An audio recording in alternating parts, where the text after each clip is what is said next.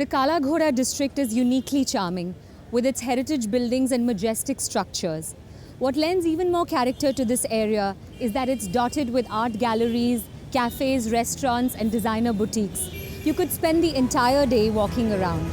This is the artistic and cultural hub of Mumbai and the epitome of history meets modernity. It was refreshing to see how well the buildings and streets of Kala Ghoda have been maintained, and I felt pride in knowing that this destination is a favorite among international tourists and even domestic travelers visiting Mumbai. A vital role in the upkeep of this area has been played by the Kala Ghoda Association. I was lucky to be invited to lunch by the lady who's at the helm of these efforts, celebrated artist Brinda Miller. To talk a little about Brinda the artist, I've always been in awe of your work, and I was going through some of your previous works, and for an artist, when you set out to make a work of art, do you have in your mind a clear idea of what the final result will be? Or is it just an organic process, an internal process that leads you to something that you did not envisage initially? Well, I think I'm really lucky that I do not have to plan my work too much because, and I'm not one of those artists who take, 3 months over a work.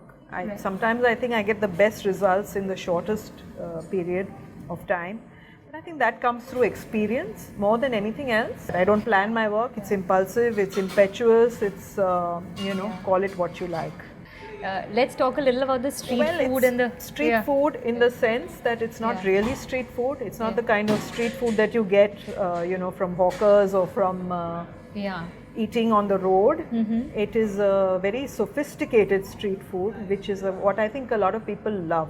How do you see the city moving forward 5 or 10 years hence, and what should people do? I think it is the population that really makes the city what it is. It's like, any world city like New York, say, for example. It's very much like that, I feel.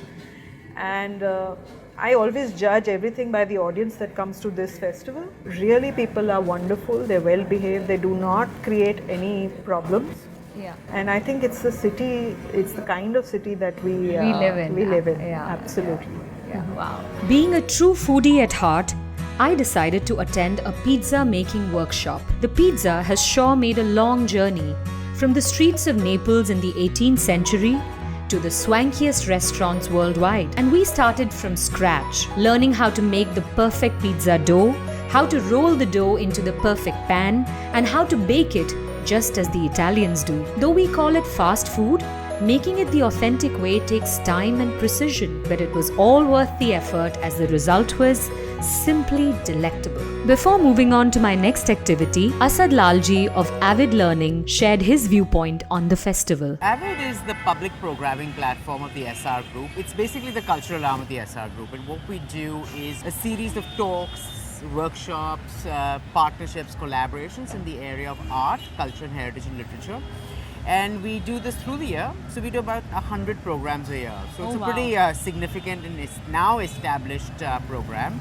It was started about almost 5 years ago, and it's grown significantly ever since. People have the opportunity to experience these sort of programs. It can really impact them. I mean, I planned my life based on a talk I attended at the Ad Club of Bombay about 25 years ago. Really? Yeah.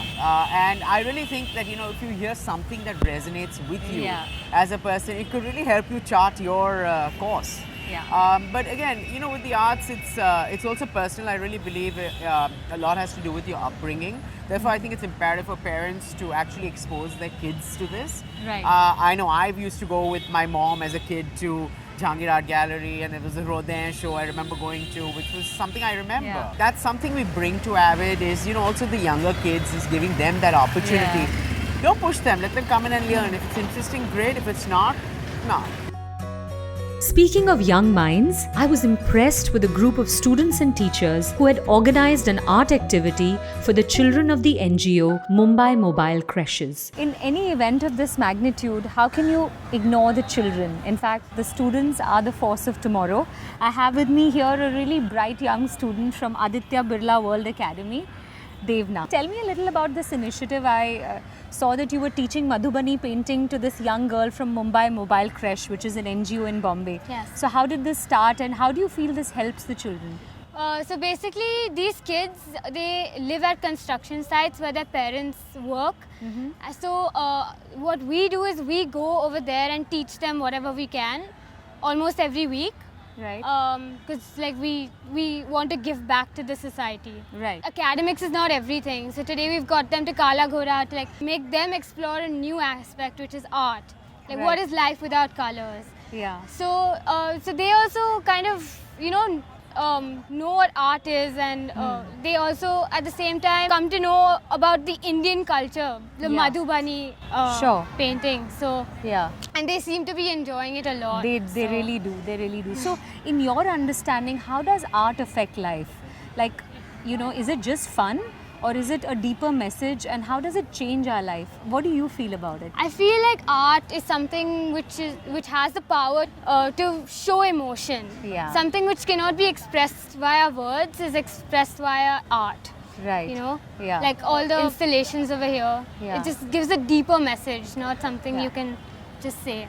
So is community service part of your curriculum, your school's curriculum? Yes, but we also do it, even if it's not a curriculum, we're still encouraged to, give back to the society. Right, and does it feel very good? Like it's a very fulfilling experience, always right? Always feels good. And we also love being around kids and everything.